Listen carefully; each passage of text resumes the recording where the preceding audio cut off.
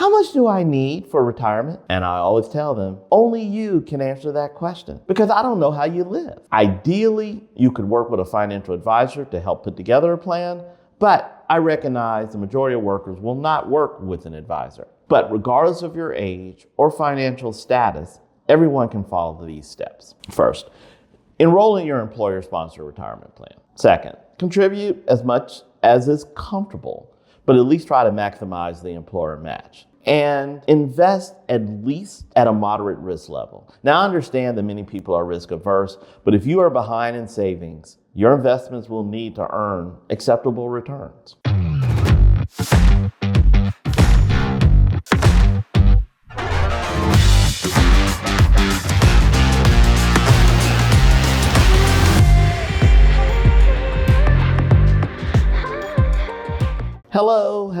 Hello again. Welcome to The Ruthless Truth. I am your host, Truth Davis. In this forum, I share opinions, thoughts, truths on a wide variety of topics based on what I believe to be a unique life experience. And you can read more about that in the notes, the profile, or the bio. Please follow me on Instagram at TruthDavis5. Subscribe to the YouTube channel, Ruthless Truth, and also the Facebook page, Ruthless Truth. My intent is to share stories and experiences and hopefully provide some life and career lessons that will help you on your journey. General format, I'll share some initial commentary on current news. Then I'll have a deeper discussion on one topic, which will be today's truth.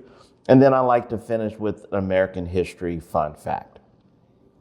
Okay, I swear January has been a long month already because there's just been so much happening in these few weeks. I mean, just in the first 3 weeks of the year, the U.S. has invaded a foreign country and kidnapped its leader and spouse. Homeland Security has deployed military-style forces into Minneapolis with a contingent that is 6 times larger than the entire Minneapolis police force. And the United States has threatened Greenland and all of NATO with a potential military action into the country that is an American ally. Wow. It's hard to keep up. Well, I'll just comment on a couple of additional recent events. In a shocking but not surprising incident, Venezuelan opposition leader Maria Machado visited the White House and presented her recently received Nobel Peace Prize to Donald Trump, which he gleefully accepted. I really don't know what words to use to describe this farcical debacle. Sad, pathetic, embarrassing, juvenile, or just delusional. And I think the word delusional applies to both parties involved. First, the president spent the first half of 2025 campaigning and begging to receive the Nobel Peace Prize. And when he didn't get it, he spent the rest of the year whining about it. He even said, and I quote, "I can't think of no one in history who deserves the prize more than me." Really? Really? Not Woodrow Wilson, Mother Teresa, Desmond Tutu, Nelson Mandela, but you, Donald Trump. Delusional. And as for Maria Machado, you're misguided and delusional as well. The prevailing opinion is she gave it to him in order to gain his support for her taking over as leader of Venezuela.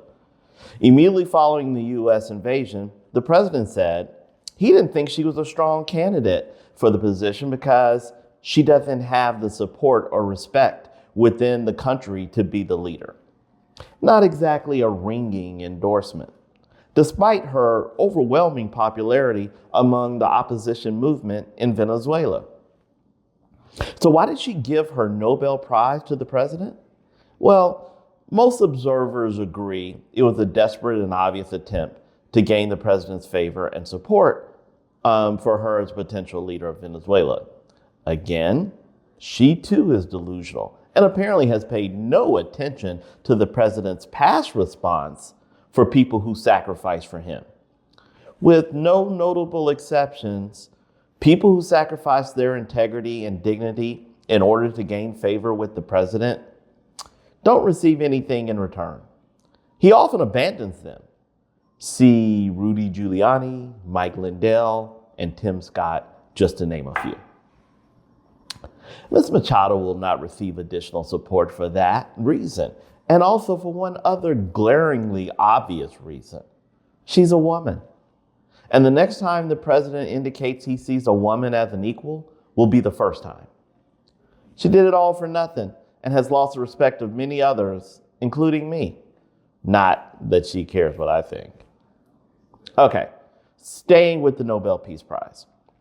The president sent a letter to the Prime Minister of Greenland. In it, he says that because Greenland and Denmark did not give him the Nobel Peace Prize, he no longer feels bound to think purely of peace. And my only comment is, if the only reason you pursued peace was to win a trophy, you never really believed in peace. World reaction to this admission has been a mixture of shock, outrage, anger, and fear. Again, I am never shocked by anything said or done by the president. But given the globally unified resistance, I will be quite surprised if the U.S. takes military action against Greenland. I actually expect that the Republicans in the House and Senate will block it. And to that end, I just have one question for congressional Republicans. What are you afraid of? I mean, you know something needs to be said and done about current activities. Are you afraid of a mean tweet coming your way? Are you afraid of retaliation that may hurt your re-election chances? Well, if so, you're worried about the wrong things. Because if the president continues to be unchecked, all of you will be voted out in November. So do the right thing. Finally, I'd like to share an interesting development and trend. According to a recent Gallup poll, just under half, about 45% of U.S. adults now identify as independents. That's a significant shift from just 20 years ago when only a third of adults were independent. Younger people in particular are rejecting the parties at a much higher rates than older generations. More than half of Generation Z and millennials identify as political independents, while a majority of older generations side with the party. And who are these independents? Well, they're the moderates. About half of independents, 47%, called themselves moderates in 2025, compared to about 3 in 10 Democrats and only 2 in 10 Republicans. Personally, I can relate. I've been a registered independent for 20 years. I've long struggled with the narrow-minded views or platforms of the political parties. They're too heavily influenced by the vocal yet minority extremes of their respective parties. The party leaders continue to struggle to acknowledge that the majority of Americans are in the middle. I spoke about this extensively in Ruthless Truth episode 14, entitled The Divided States of America and the Power and Money Gained by Keeping the Hate Going. I encourage you to check it out. But I am greatly encouraged by this trend. I have confidence the millennials and Gen Z will be more scrutinizing, challenging, and reasonable in how they view their political candidates and in setting their political priorities. Do I think we will see a wave of elected socialists, such as the recent victory of Zoran Mandami as mayor of New York? I do not. That was a special circumstance. But I'm hopeful that more candidates will realize the road to victory is appealing to the middle and the moderates, which is where you find most voters. Okay, let's get to today's truth. Today's truth. In today's truth, I'm primarily speaking to Gen X, but this conversation applies to all U.S. workers. Okay, that said, Generation X, which refers to adults born between 1965 and 1980, now aged 46 to 61, They're the first generation to rely primarily on 401ks and their equivalents for their retirement savings. So in today's truth, I want to discuss the 401k failed experiment and what it means for Generation X and the generations to follow. Okay, first a little history. Until the 1980s, companies, both private and public, would commit to provide their employees with a pension in retirement. And what is a pension? A pension is an employer-sponsored retirement plan that provides a regular income stream in retirement, usually for life. The employer would put money in a fund during the employee's work tenure, and then this money would be invested and managed by a fund manager. The amount of money an employee received in retirement was a calculation based on years of service and average salary. At retirement, employees would have a choice of receiving payments for life or receiving a one-time lump sum. The overwhelming majority of employees choose payments for life. So for generations, that was the retirement plan for most Americans. You work at a job for decades, then receive pension payments for life. But pensions were expensive for employers, okay? And it was difficult to predict pension expenses as part of financial planning and projections for the company. And this is because there were three primary issues. First, it was difficult to predict how well the pension investments would perform. Second, the company had no way of knowing how long pension recipients would live. And finally, administrative expenses were high. So in the late 1970s, Congress passed the Revenue Act of 1978. And let me take a moment here to remind all of you of something. You know, people hate and complain about the IRS all the time. It is one of the nation's most hated institutions. But the IRS is simply an administrative agency. Congress makes tax law. The IRS only administers and enforces the tax laws passed by Congress. So if you're upset with taxes, please direct your ire to the U.S. Congress and Senate. The IRS is only following orders. So again, in 1978, Congress passed the Revenue Act, arguably the most comprehensive tax legislation ever passed. Key components included reducing the number of tax brackets from 25 to 15, eliminating the general tax credit, which was replaced by increasing the personal exemption, reducing the corporate tax rate, and creating the section 401k to the tax code, allowing for employer-defined contribution plans. And a defined contribution plan is when you and your employer contribute money into an individual account, and the final retirement amount depends on total contributions plus investment gains or losses.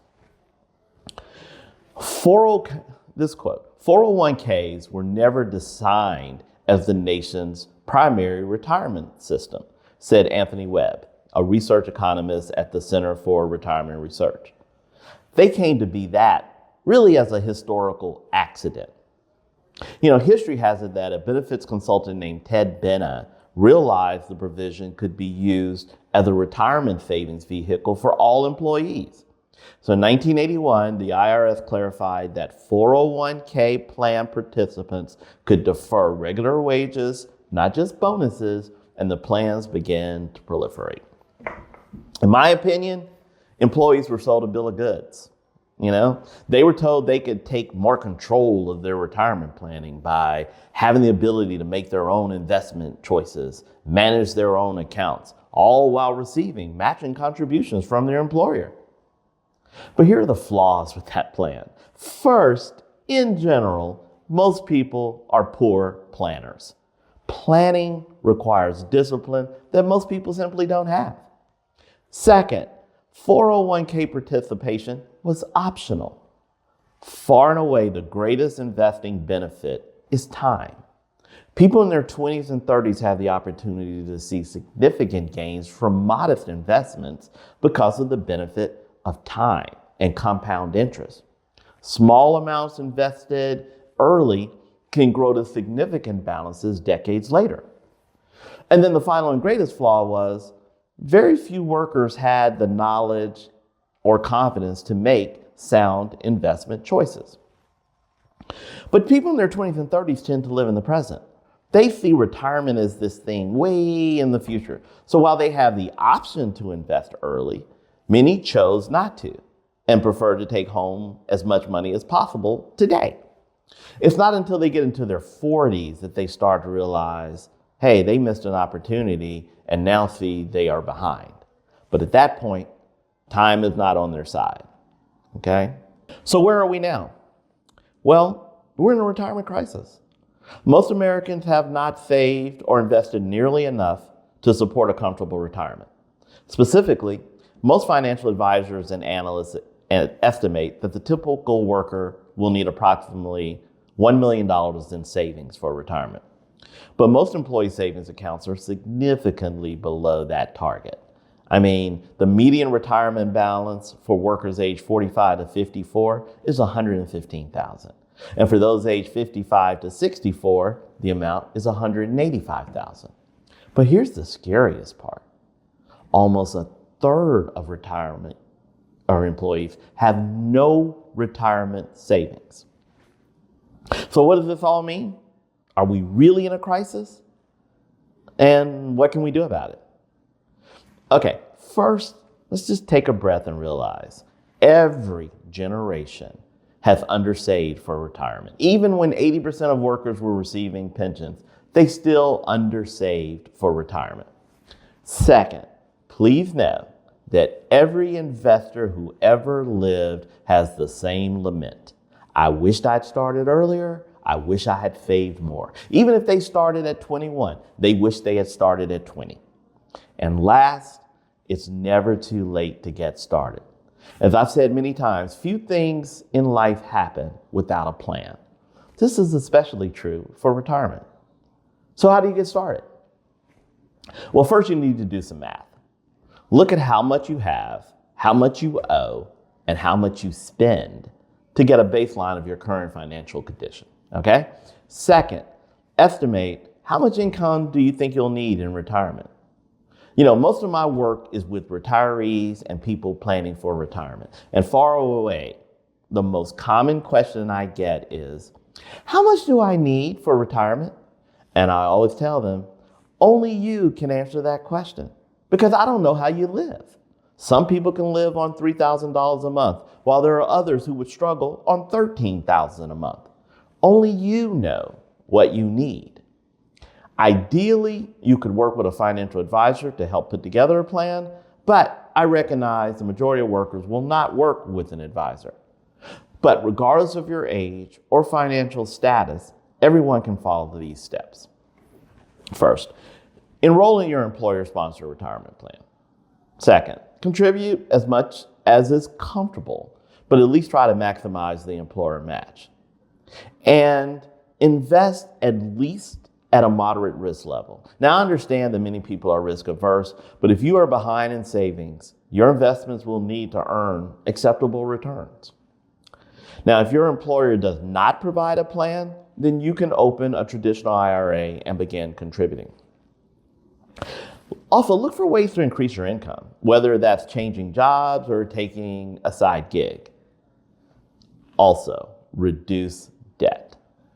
All right, one final caution. I often hear people say, well, I'll just keep working into my 60s and 70s. So they feel they won't need a large retirement savings. However, it's likely that's not your decision to make. Ageism in the workplace is very real.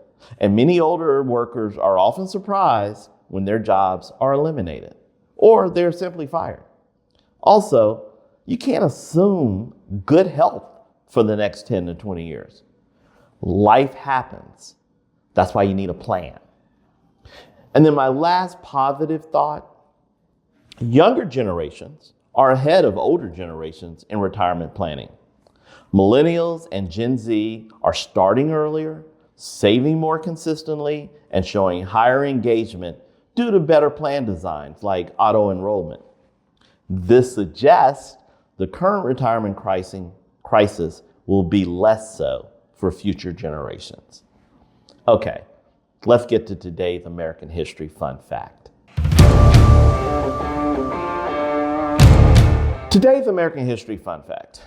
I want to tell you the story of Claudette Colvin, an often overlooked pioneer in the civil rights movement, who just passed away last week.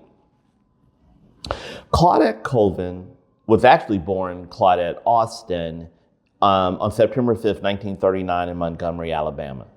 But her father soon abandoned the family, and her mother was unable to care for Claudette and her sister Delphine, so they were raised by their great aunt and uncle, Mary Ann and Q.P. Colvin, and they took their surnames. 2 days before Claudette's 13th birthday, her sister died from polio. And despite being a good student, Claudette had difficulty connecting with her peers in school, due to her grief. She was a member of the NAACP Youth Council, where she formed a close relationship with her mentor, Rosa Parks.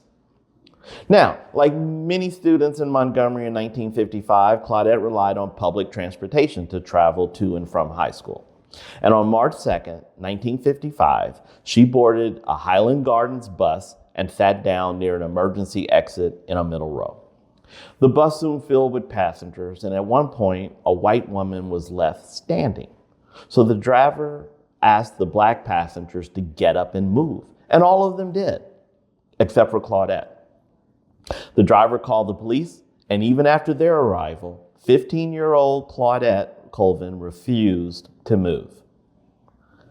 She later recalled, quote, "History kept me stuck to my seat. I felt the hand of Harriet Tubman down on one shoulder and Sojourner Truth pushing down on the other."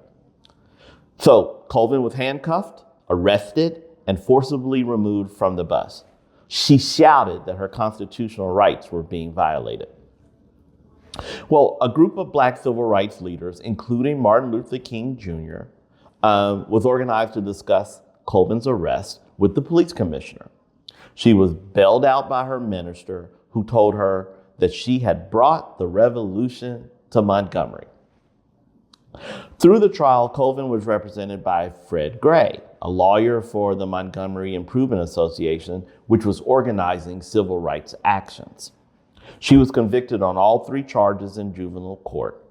And when her case was appealed to the Montgomery Circuit Court in May of 1955, the charges of disturbing the peace and violating the segregation laws were dropped, although her conviction for assaulting a police officer was upheld. This event occurred a full 9 months before Rosa Parks refused to give up her seat. Colvin later recalled, quote, "I made a personal statement, one that Rosa Parks didn't make and probably couldn't have made. Mine was the first cry for justice, and a loud one." So, why didn't Claudette Colvin become the mother of the civil rights movement? Why didn't the NAACP rally to her cause? Well, sadly and unfortunately, the civil rights leaders viewed Claudette as a less than ideal candidate. Specifically, she was poor, dark-skinned, and soon after the incident became an unwed, pregnant teenager and seen as less respectable and marketable than Rosa Parks. The leaders feared the white press would exploit her personal circumstances, discrediting their cause. And there have been other women previously arrested for the same offense, but they were also seen as unsuitable test cases. In contrast, Rosa Parks was 42 years old, middle class, married, light-skinned with, quote, good hair, and a respected secretary in the local NAACP office. Now, while the local civil rights leaders did not rally around Claudette, she was one of the 4 plaintiffs named in the first federal cases filed by attorney Fred Gray in February 1956, which challenged bus segregation in Montgomery, Alabama. Colvin testified before a 3-judge panel in that U.S. District Court that heard the case. On June 13, 1956, the court ruled that state and local laws enforcing bus segregation in Alabama were unconstitutional. 1 month later, the Supreme Court affirmed the order for Montgomery and the state of Alabama to end bus segregation. As a result, the Montgomery bus boycott, which had lasted over a year, was officially called off. The ruling ultimately led to the declaration that all segregation on public transportation was unconstitutional. Now, in March 1956, 16-year-old Claudette Colvin gave birth to her son, Raymond. And later that year, she left Montgomery for New York City because she had difficulty finding and keeping work following her participation in the federal court case that overturned the bus segregation. She stated that she was branded a troublemaker by many in her community. She withdrew from college and struggled in the local environment. In New York, Claudette and her son initially lived with her older sister, Velma Coleman. And in 1960, Claudette gave birth to her second son, Randy. In 1969, Claudette began a job as a nursing aide in a nursing home, and she worked there for 35 years until her retirement in 2004. Her son Raymond died of a heart attack in 1993 at age 37, and her other son is an accountant in Atlanta. Throughout her life, Claudette Colvin rarely spoke publicly about her experience in Montgomery.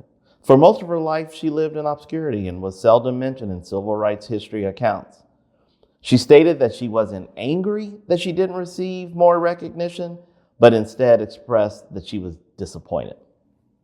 Later in life, she received some modest recognitions. Former U.S. Poet Laureate Rita Dove memorialized Colvin in her poem, Claudette Colvin Goes to Work, published in her 1999 book, On the Bus with Rosa Parks.